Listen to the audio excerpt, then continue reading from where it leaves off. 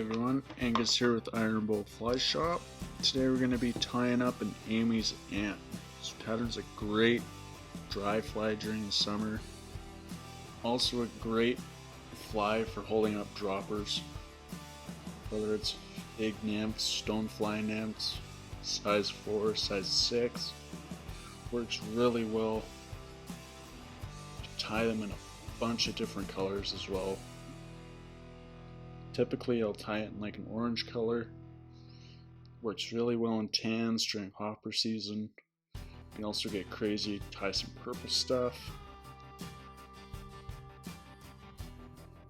Tie more stonefly variations in color.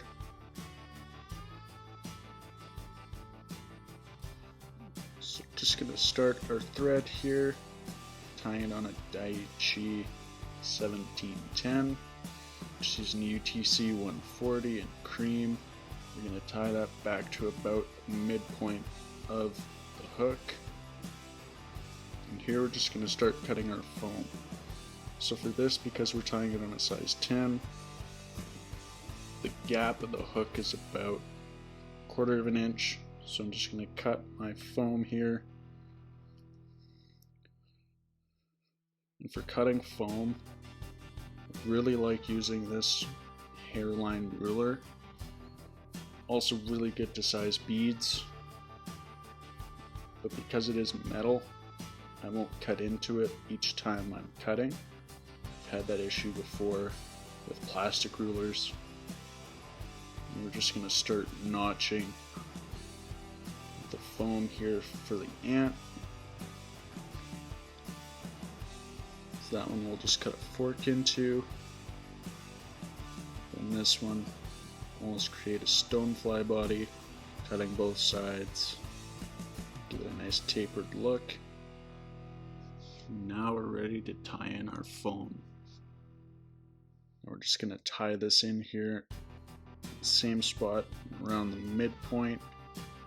Give a couple good tight wraps. And we're just going to secure everything down onto that shank all the way up to the eye of the hook. I'm going to come in with our second piece of foam. And we're going to tie that in the exact same spot.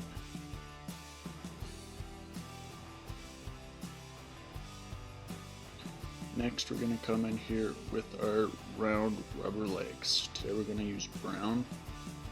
You can really use any kind of leg material you like. Typically I like to use round. I find it displays nicer, gives it more of a realistic look.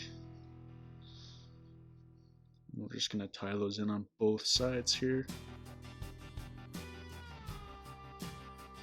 And don't worry if they're too long to begin with, you can always trim them afterwards.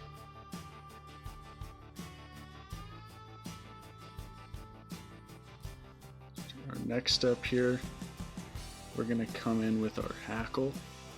And it doesn't matter at all what size you use, we're going to trim it anyways. So I like to get a couple loose wraps on there to begin with. Preen everything back. Stuff kind of gets in the way with this fly, but that's okay. Just make sure it's nice and secure.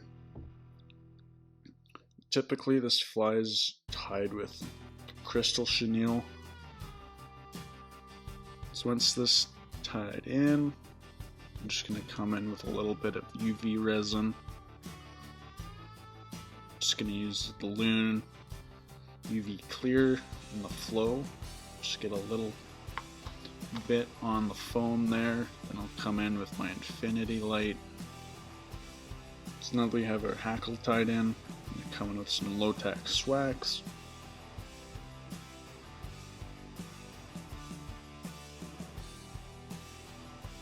Put a little bit on my thread here.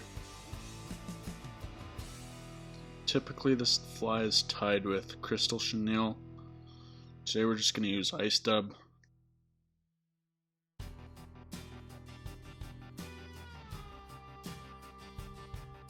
You can use Krystal chenille. I've just found you can get more variation using ice dub. I'm just going to wrap this forward.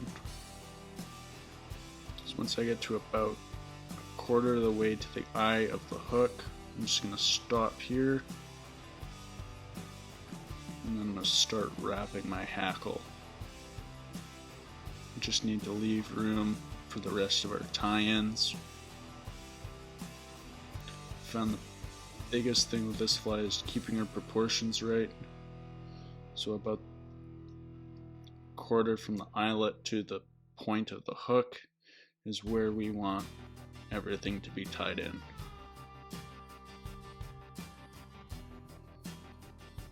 Once I have this tied down, you can either rip it off or just give it a quick cut. And I'm just going to trim everything.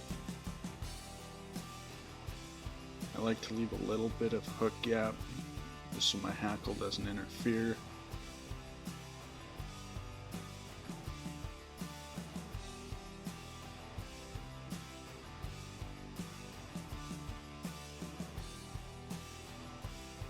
So once our hackle's trimmed, I'm going to fold over our second piece of foam. Just make sure you're not getting too far back into what you've already wrapped. So now basically this is the section where everything's going to get tied in. So we're going to tie all the way to the eyelet with both pieces of foam.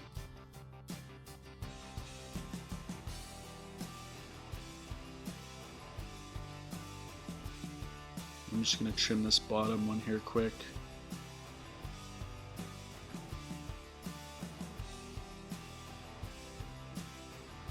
So now we're ready to tie in our Krystal flash here. Today we're going to use root beer. Nice thing is you can always play around with different colors depending on which color underbody you want to use, different hackle, legs. Typically for this size, I'll use 5 pieces. I'll fold it over on my thread. I've always found this way, Krystal flash, it won't pull out when you fish it lots. I'm just going to trim that to the end of our foam. So now, selecting our elk hair. I don't like to use too much. I'll typically grab about half a pencil size. So I'm just going to trim this off the hide here.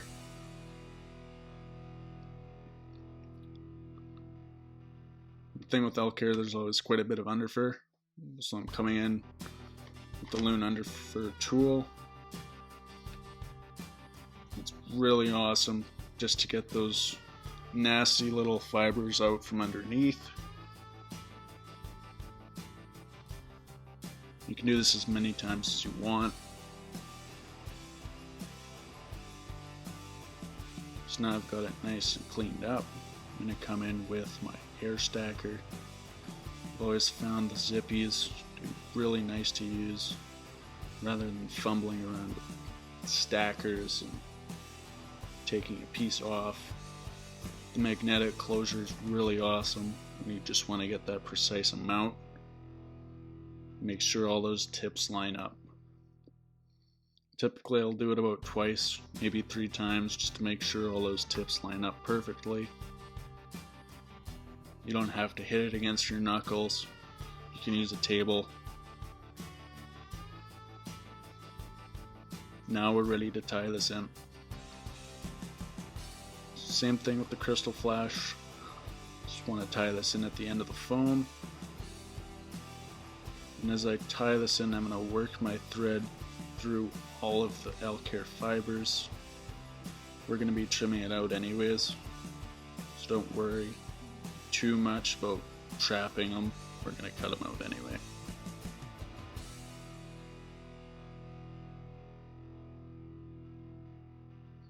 Now we've got it all cleaned up. I'm just going to come in with our thread, make sure everything's nice and clean. Come back in with some low tack swax. We're going to use the same golden brown ice dub. Just create a dubbing noodle. And we're just going to wrap back to where our tie-in point is with that foam.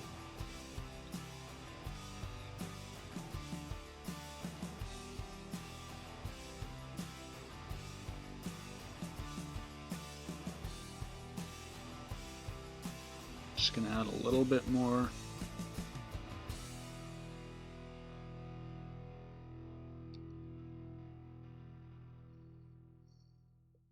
So now that we have our ice dub in, I'm going to fold back our top piece of foam just to create the head.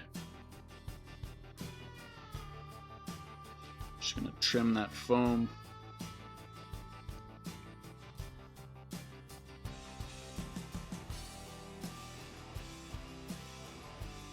And now we're ready to tie in our rubber legs. Just one on each side. I always tie them in a bit long, so I can trim them to exactly where I want them. Sometimes I like leaving them longer.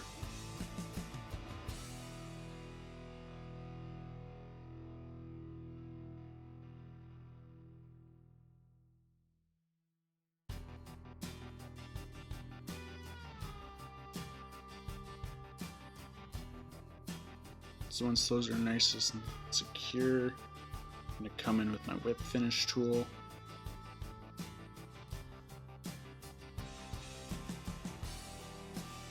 Trim off our thread here. And I'm going to come in with some UV resin again.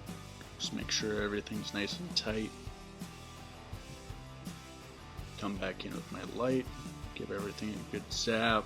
Make sure it's cured.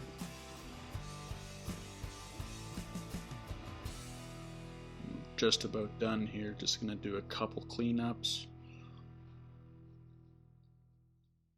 Just have the head and the indicator left to trim off here. Sometimes the indicator, I'll like doing it off the vise as well. Just gives me a little more accessibility in how I want to actually cut the foam. Now we have everything trimmed out. We have a completed Amy's ant.